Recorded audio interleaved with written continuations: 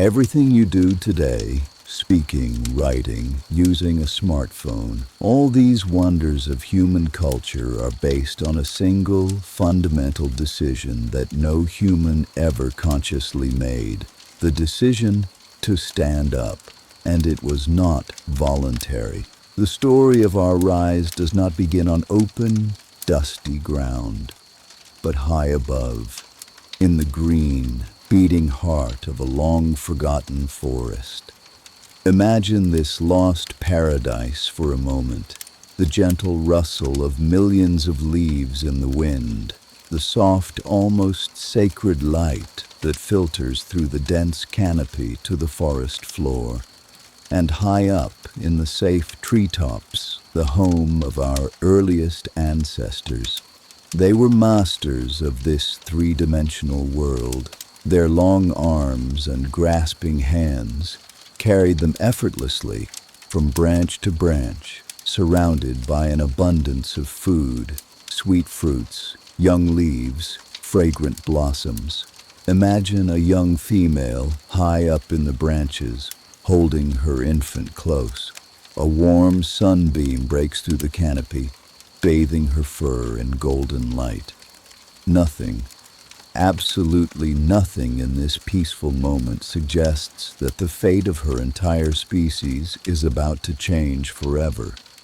But this balance was more fragile than it seemed. So what could compel a creature to leave such a paradise, to expose itself to danger, to the scorching sun, and to the open, defenseless ground? The answer is simple: nothing. No creature would do so willingly.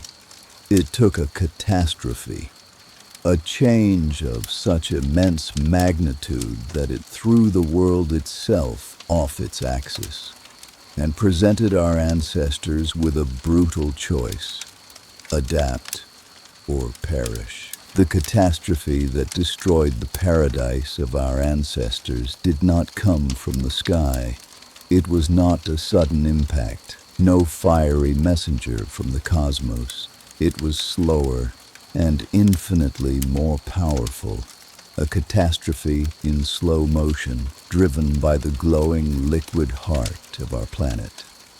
Over millions of years, in a drama of unimaginable scale, the tectonic plates beneath Africa began to stretch and pull.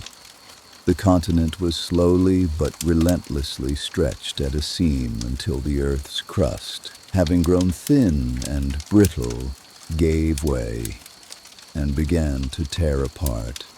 This was the birth of one of the most dramatic and creative landscapes on our planet, the Great African Rift Valley. Imagine this for a moment. It is not a simple canyon. It is a wound in the skin of the earth, a scar that stretches for 6,000 kilometers from Ethiopia in the north down to Mozambique in the south. So vast that astronauts today can recognize it from orbit as the most prominent feature of the African continent. Along the edges of this immense rift, the continental plates pushed upwards as if bracing against each other in a final titanic struggle. Volcanoes erupted, spewing fire and ash into the sky, and giant mountain ranges slowly rose, millimeter by millimeter, century by century, into the heavens. They grew like sleeping giants, slowly and unstoppably awakening to shape a new world.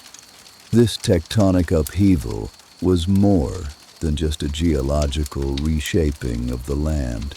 It was a weather wall, a gigantic kilometer-high barrier of stone that opened a new chapter, not just for Africa, but for all of us. This great wall of mountains, born from the slow agony of a continent tearing itself apart, did not just divide the land, it divided the sky.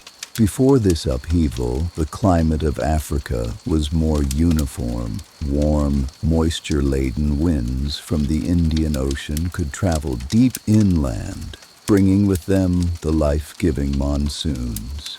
They were the heartbeat of the continent, a reliable rhythm of wet and dry seasons that sustained a vast, unbroken sea of green, an immense continent-spanning tropical forest. This was the world of our ancestors, the paradise we spoke of, a world of perpetual twilight under a dense canopy, a world of constant humidity where the air was heavy with the smell of damp earth and decaying leaves. It was stable. It was predictable. It had been this way for millions of years. But now, the new mountains of the Rift Valley stood as silent sentinels blocking this ancient flow of life. Imagine those rain clouds, year after year, century after century, making their journey west. They would now encounter this immense kilometer-high barrier. Forced to rise, the air would cool and its capacity to hold moisture would shrink. The clouds would release their precious cargo as torrential rain on the eastern slopes, creating lush, vibrant ecosystems there. But on the other side, in the rain shadow, the air that now descended was dry, stripped of its life-giving water. The reliable heartbeat of the monsoons grew faint, irregular, almost inaudible. The long, gentle rains gave way to shorter, more violent downpours, followed by longer, harsher periods of drought. And the great forest began to die. It was not a sudden death, not a conflagration that swept the land in a single season.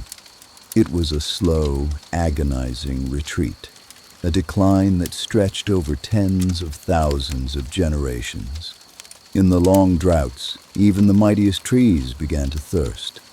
Their leaves turned yellow, then fell, letting harsh, unfiltered sunlight pierce the forest floor, perhaps for the very first time.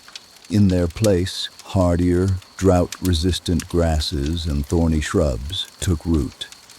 The green ocean shattered into islands. A fragmented world emerged, a mosaic. The deep forests retreated to the river valleys and the mountain slopes where moisture still lingered.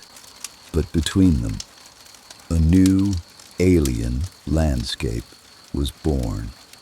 The savanna, an endless, wind-swept ocean of grass dotted with the occasional lonely acacia tree. A world of immense open space and a vast, unforgiving sky.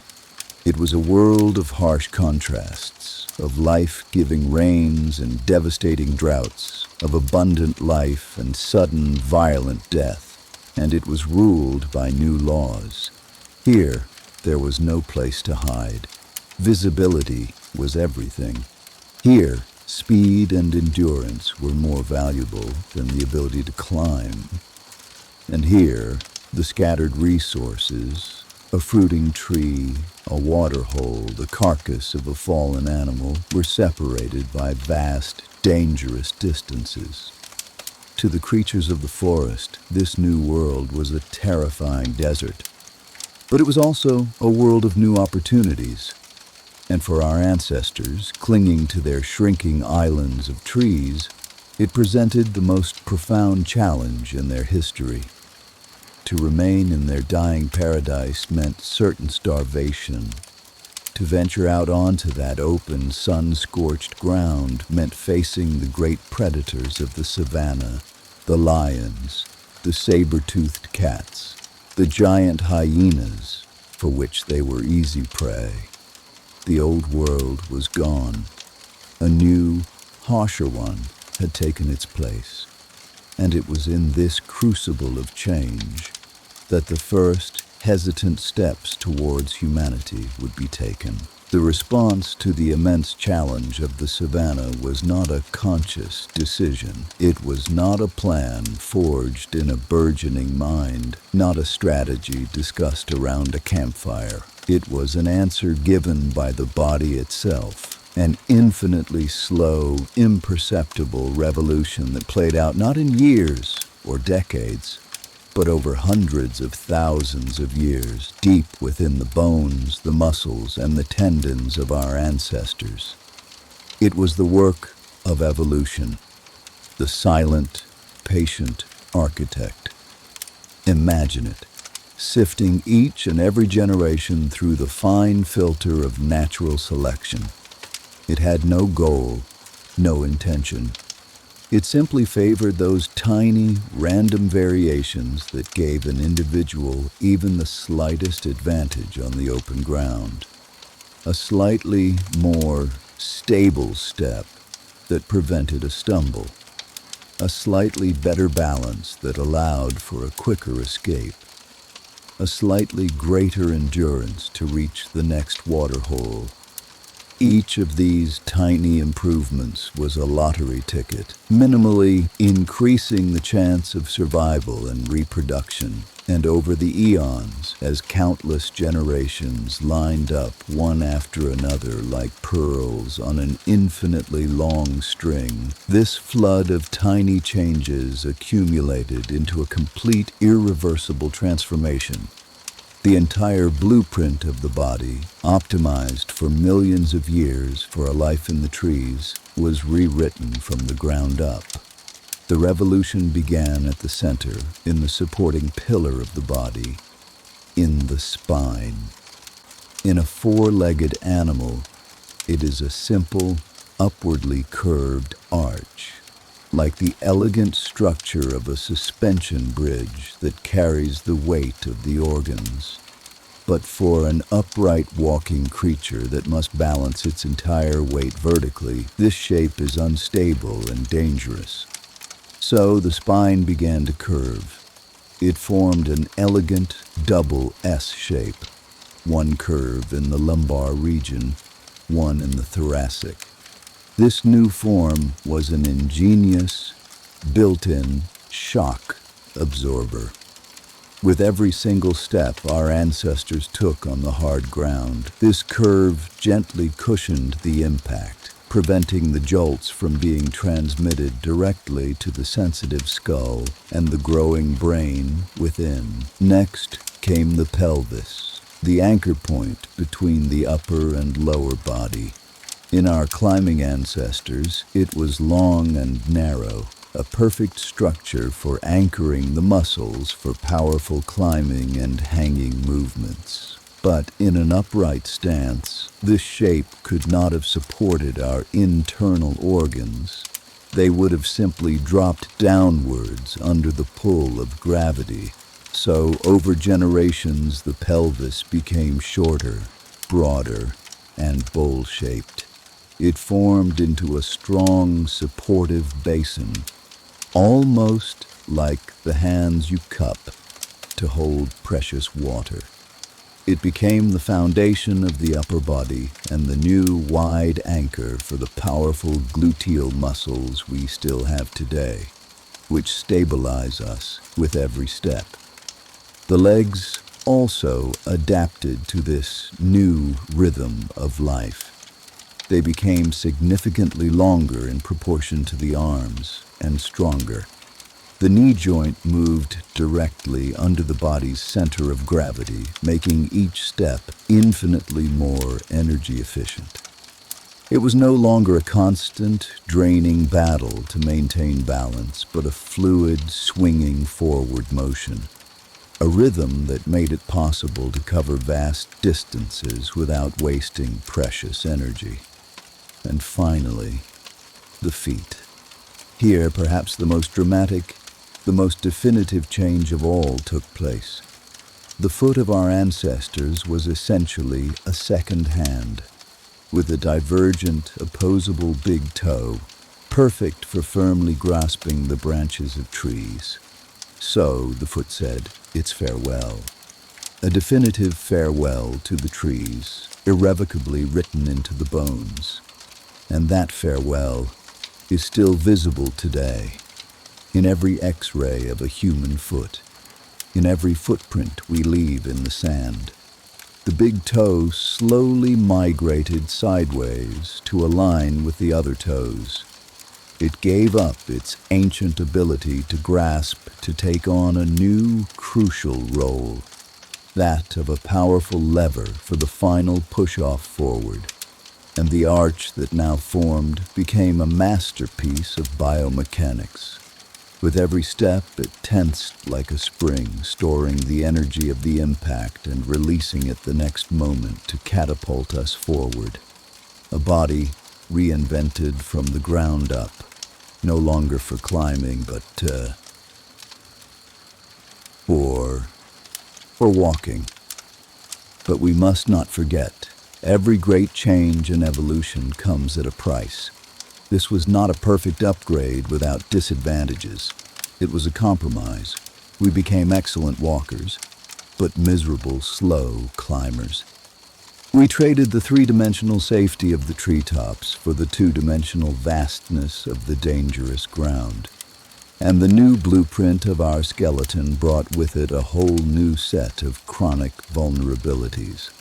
A fragile spine that suffers under constant compression, knee and hip joints that wear out over a lifetime. It is a price that we pay to this day. Every time we stand up after sitting for a long time and feel a pull in our back, we are feeling the distant, million-year-old echo of this ancient compromise, this legacy, the silent revolution that began millions of years ago in the bones of our ancestor. But we must not make the mistake of seeing this transformation, this restructuring of our entire being as pure, triumphant progress. Evolution does not work like an engineer who simply replaces an old model with a perfect, flawless new one. It is more like a tinkerer who must work with what is already there. Every great change in evolution is never a pristine upgrade. It is always a compromise, an evolutionary gamble where something old and familiar, proven over millions of years, must be given up to gain something new and potentially better. And the price our ancestors paid for walking upright was high. We became excellent, enduring walkers, masters of the open plain. But in the same moment, in the same evolutionary breath, we became miserable, slow, and clumsy climbers. The ability to escape into the protective, three-dimensional pathways of the treetops in a flash at the first sign of danger was lost to us forever. We traded the safety of the forest, where one could move in all directions, for the two-dimensional, exposed vastness of the open grassland. A dangerous exchange that forced our ancestors to develop new strategies for survival. Vigilance, social cooperation, and ultimately, intelligence. And the new blueprint of our skeleton, as elegant as it might have been for walking, brought with it a whole new set of chronic vulnerabilities. An Achilles heel written into our very bones, which accompanies our species to this day. The S-shaped spine, which so wonderfully cushions shocks, is, from a purely mechanical perspective, an unstable structure. It suffers under the constant, vertical load of gravity pressing down on the delicate intervertebral discs. It is prone to wear, to deformation, and to the aches and pains that plague almost every modern human at some point in their life. The upright posture is the root of many of our modern ailments. The knee and hip joints, which now had to bear the entire weight of the body with every single step, became high-performance components. But unlike machine parts, they cannot simply be replaced. Over the course of millions of steps, they inevitably wear down. Arthritis, the painful deterioration of the joints, is a direct legacy of this evolutionary step. and the reshaped pelvis of the female. It created one of the greatest and most tragic dilemmas in human evolution. To enable an efficient, balanced gait, the pelvis had to become narrower. But at the exact same time, driven by the new challenges of the savanna, our brain began its relentless expansion. A narrower birth canal and an ever larger infant skull is a terrible, dangerous, and often fatal combination. Childbirth became a far more difficult, painful, and risky process for our species than for almost any other mammal. An evolutionary conflict that would profoundly shape the social life of our ancestors. The help of others during birth, the support of the community, became essential for survival. Childbirth became a social event. It is a price that we pay to this day. Every time we stand up after sitting for a long time and feel a pull in our back, every time a knee aches after a long hike, and in every single painful moment of a human birth, we are feeling the distant, million-year-old echo of this ancient compromise, this legacy, the silent revolution that began millions of years ago in the bones of our ancestors. You carry within you at this very moment, in the way you sit, the way you stand, the way you walk. It is the foundation upon which everything that makes us human was built. Our tools, our cities, our stories. Every step you take carries the memory of that first one. All of this, the grand, impersonal story of falling leaves and rising mountains, of curving spines and feet saying their farewell to the trees. It would be nothing more than a plausible theory, a ghost story whispered across the eons, if we did not have the evidence. We are a species that needs proof. We need tangible messengers from that deep past, silent witnesses who have waited for millions of years in the patient embrace of the earth to tell their story. Perhaps the most famous and most eloquent of these messengers was discovered on a hot, shimmering November day in 1974 in the dry, dusty badlands of Hadar, Ethiopia. A team of paleoanthropologists, led by the young American researcher Donald Johanson, was scanning the parched, eroded landscape for any hint of our origins. After weeks of fruitless searching, they were about to give up for the day. But Johanson made a final, fateful scan of a small gully. And there it was, a tiny fragment of bone peeking out from the ancient sediment. It wasn't just any bone. It was a piece of a hominin arm, then another piece, and another. Over the next 2 weeks, the team painstakingly unearthed a treasure beyond their wildest dreams. Not just a tooth, not just a jawbone, but a partial skeleton, the fossilized remains of a single female individual, almost 40% complete. An unimaginable stroke of luck in a field of research where a single discovery can redefine everything we thought we knew. That evening, in the celebratory atmosphere of the camp, an old cassette tape was playing a song by the Beatles over and over again. Lucy in the Sky with Diamonds. And in that moment of discovery and wonder, the ancient skeleton was given her name, Lucy, a name that would become famous around the world. Lucy was a sensation, a scientific bombshell that exploded in the quiet halls of academia and turned our understanding of early human evolution on its head. Because she was not an ape. Her skeleton was fundamentally different from that of a chimpanzee or a gorilla. But she was not yet a human as we know it either. She was something in between, a perfect, breathtaking mosaic, a creature of two worlds frozen in the very moment of a profound evolutionary transition. Her pelvis, which the team had pieced together from shattered fragments, was the first stunning clue. It was no longer the long, narrow pelvis of a four-legged ape.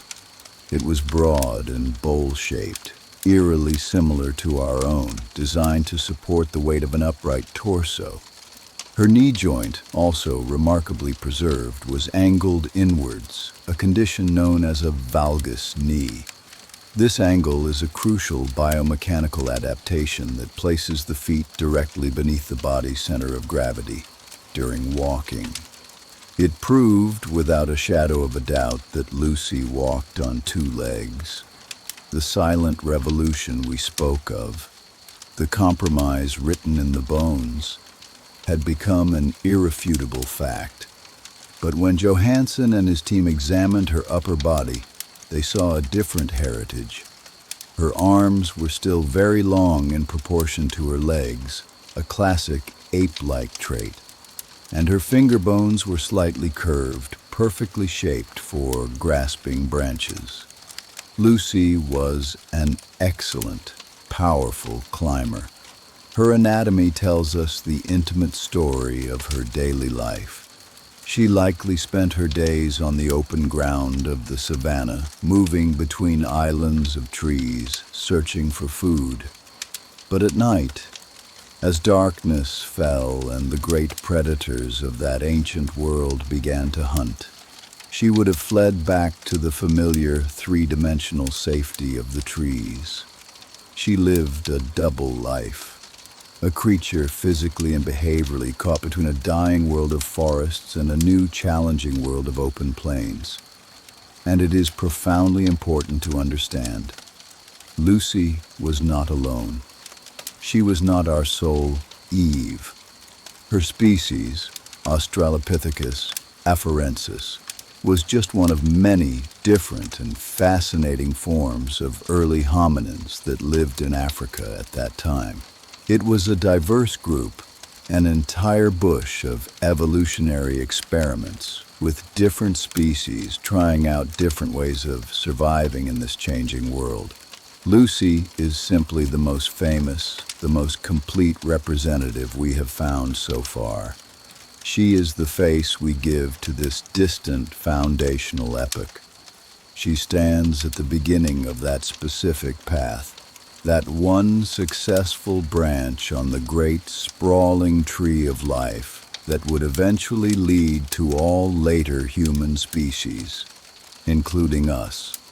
She is our ancestor, not the only one, but the one whose silent fossilized story we have been lucky enough to hear most clearly, and her voice is only the beginning. Lucy's bones told us how our ancestors were built.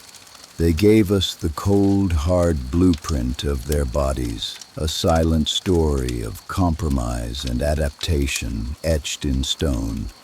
But bones can only tell us so much.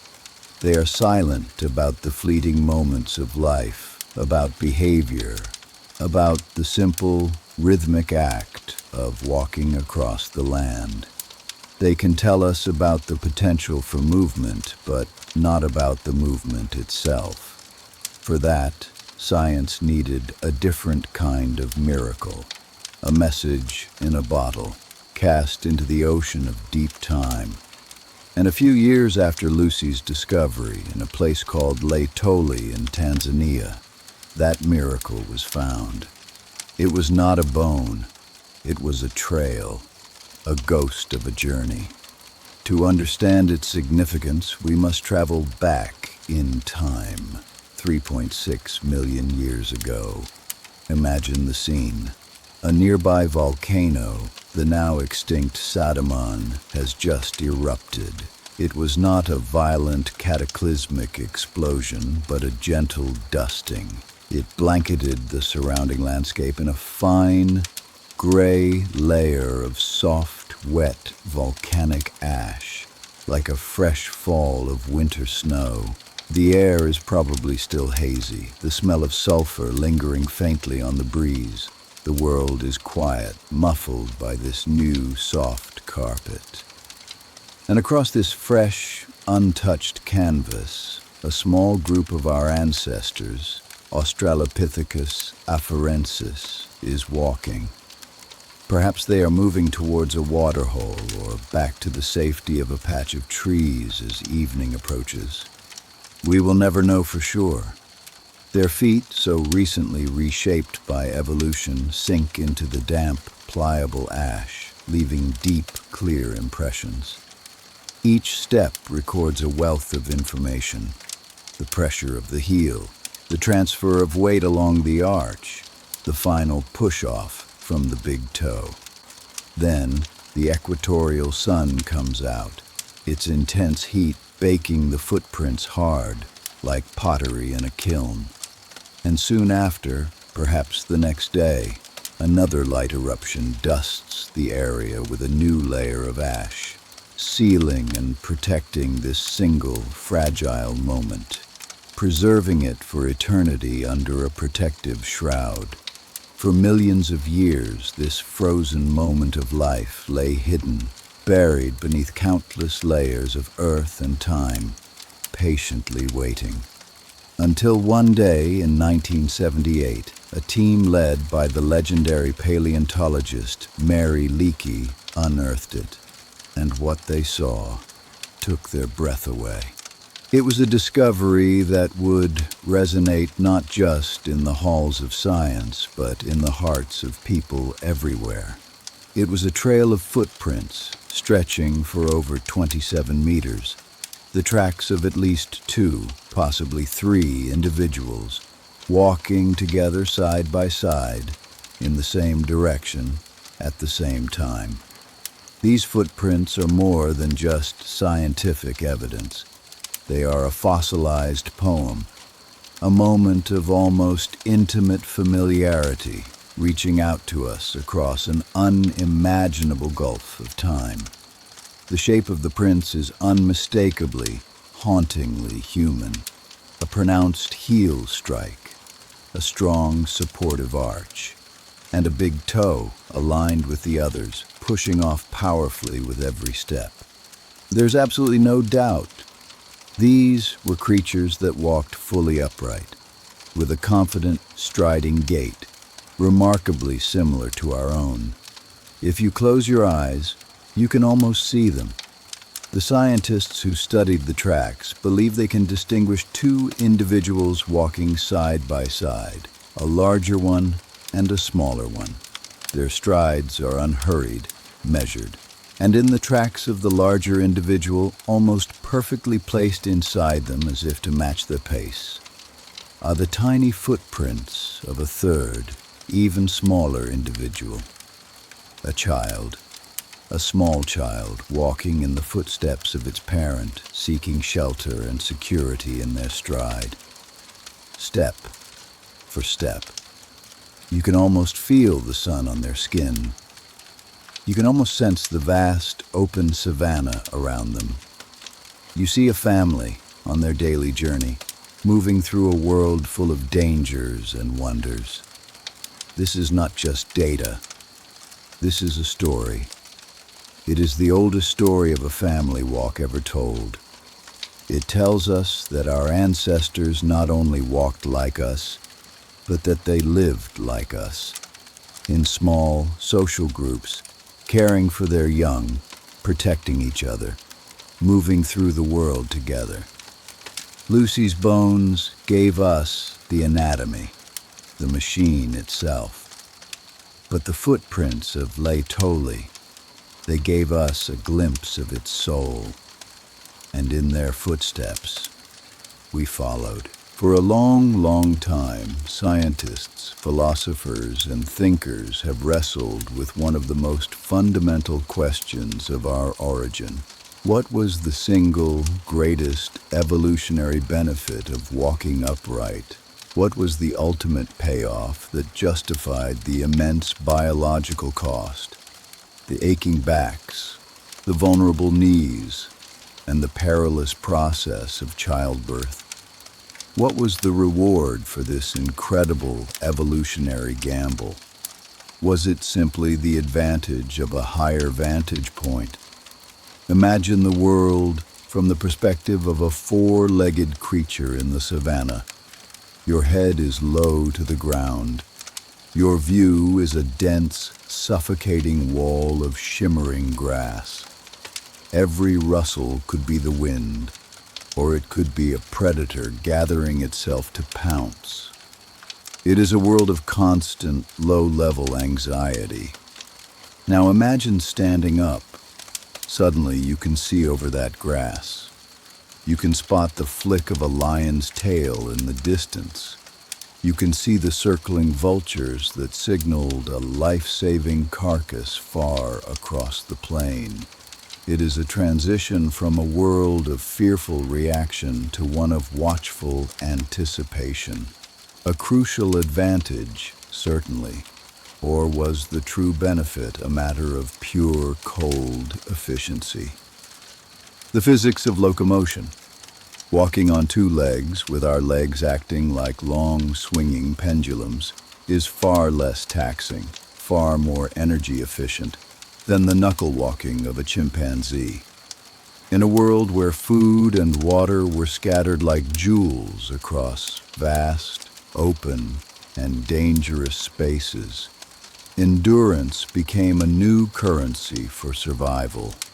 The ability to cover more ground with less energy meant the difference between life and death. Or was it a clever, almost ingenious solution to the relentless problem of heat?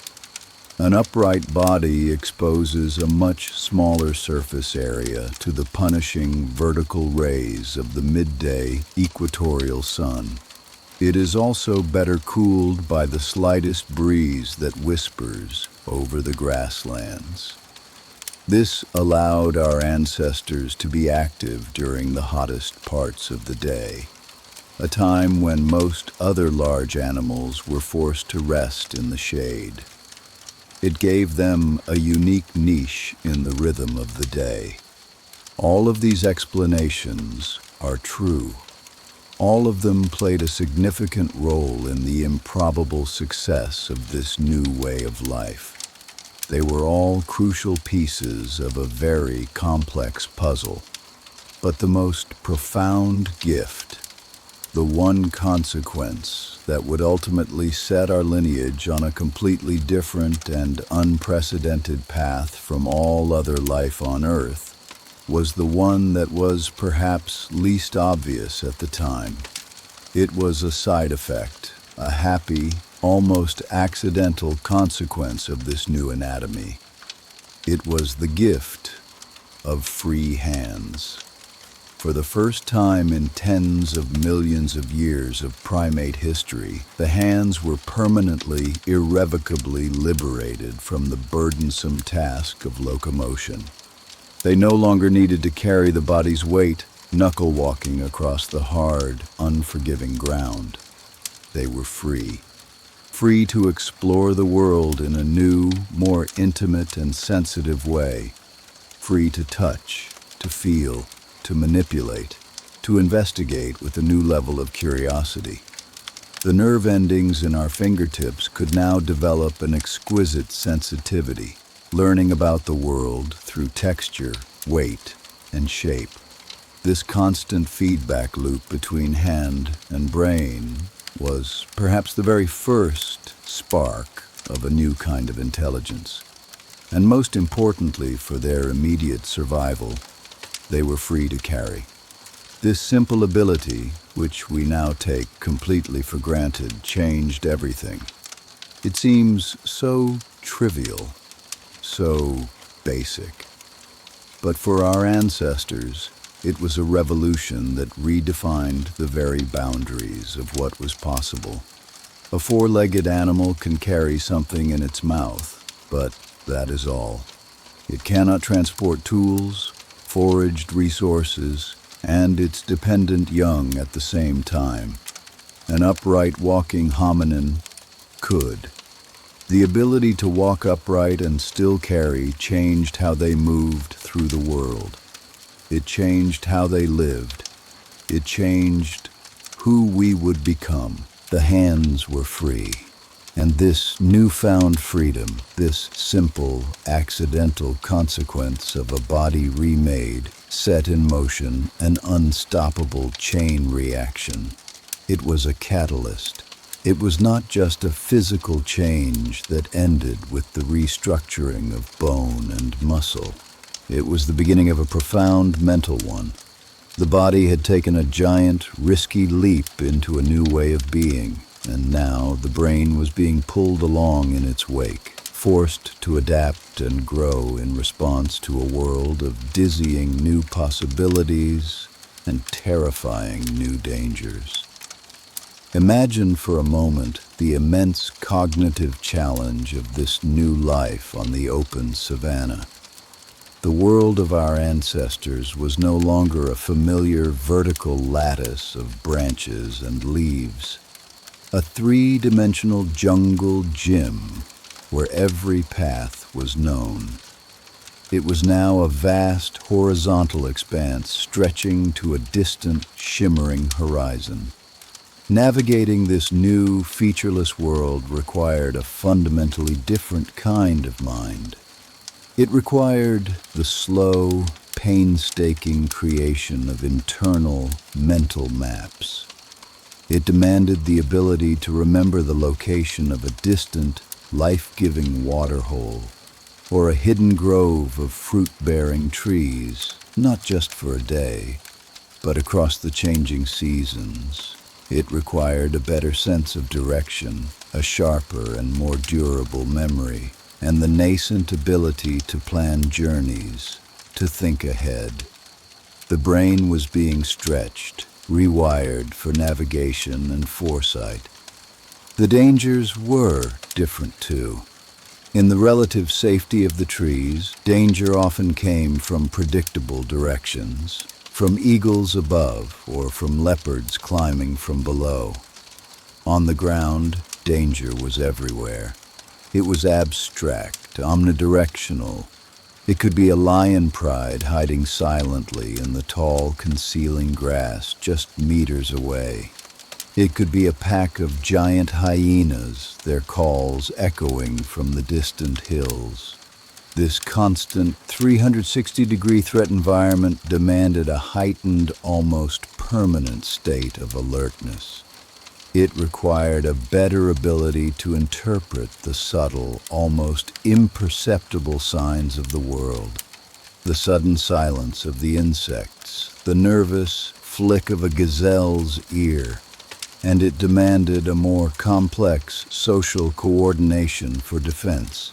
Individuals had to learn to communicate threats to each other, to move as a cohesive, watchful unit. The brain was being constantly exercised, constantly pushed to be more alert, more predictive, more social. And then there were the hands themselves. As they began to interact with the world in ever more complex ways, carrying multiple objects at once, digging for nutritious tubers with a stick, perhaps using unmodified stones to crack open nuts or bones, they sent a constant, rich flood of new sensory information back to the brain. The simple act of holding an object, feeling its weight, its texture, its potential, and using it to achieve a specific goal stimulated the growth of new, intricate neural pathways. The regions of the brain responsible for fine motor control and for hand-eye coordination began to expand and become more sophisticated. It was a conversation between the hand and the mind, a dialogue that would shape our destiny. This is the very beginning of one of the most powerful forces in our entire history, the evolutionary feedback loop. A new body creates new behaviors.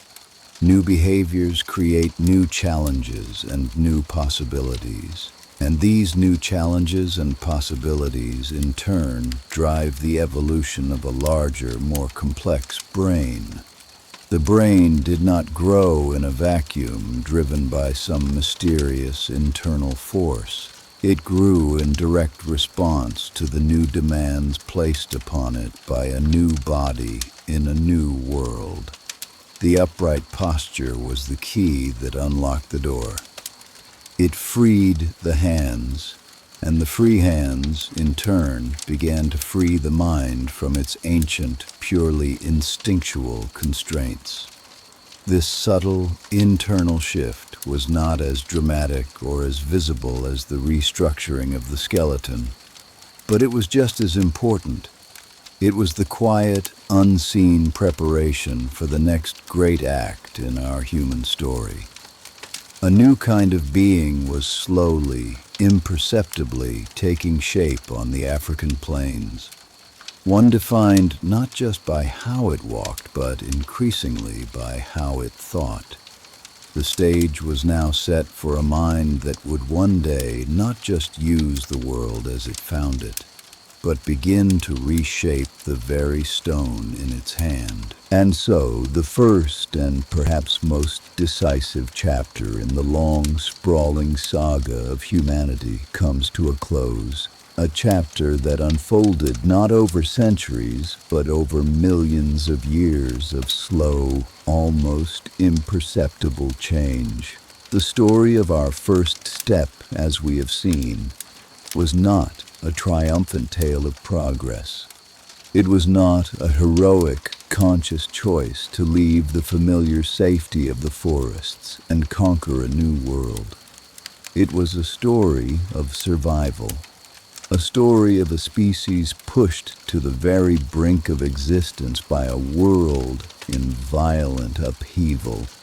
It was a desperate, reluctant, and painful adaptation to a paradise lost forever. A continent tore itself apart, and in doing so, erected a great wall of mountains that starved the ancient forests of their life-giving rain. The world of our ancestors, a stable, green, and predictable haven, withered and died, and in its place, the vast, unforgiving Savanna was born. In response, over an almost unimaginable stretch of time, the bodies of our ancestors were slowly, painstakingly remade. The skeleton was rebuilt, piece by piece, bone by bone. The spine learned to curve, the pelvis to broaden, the feet to say their final, irrevocable farewell to the trees. A body was forged, not for climbing, but for the long march ahead. It was an imperfect compromise, a profound evolutionary gamble that left us with vulnerabilities we feel to this day in the aches of our backs and the pains in our knees. But it came with a single, almost accidental gift. A consequence so profound that it would change the destiny of all life on this planet. The gift of free hands. And those free hands, in turn, began a quiet dialogue with the brain. They set in motion a feedback loop of immense power, stimulating a new kind of mind. A mind that was forced by the harsh realities of its new environment to be more aware, more resourceful, more social, and more forward-thinking than ever before. A chain reaction had been set in motion, one that could not be stopped. The first step was taken, not by a single individual, but by an entire lineage, pushed by fate onto a new and uncertain path. And with that first hesitant step, the foundation for everything that was to come was laid. The foundation for the first tool, the first fire, the first story, and the first city. It all began with that first step. Our ancestors now stood upright on the vast African savanna. Their bodies had been forever changed, remade by the pressures of a new and dangerous world. Their hands were free, and their minds, in turn, were slowly awakening to new possibilities. The physical foundation was in place, but this was only the beginning. With free hands came a new, urgent question, a question that would echo down through the millennia and define the next great chapter of our journey. What do we do with them? In the next part of our saga, we will witness the answer. We will see how these hands, once used only for climbing, learned to pick up a stone, not in fear, not in instinct, but in thought. The human mind begins to think in stone, a single act, a single object, and the world will never be the same.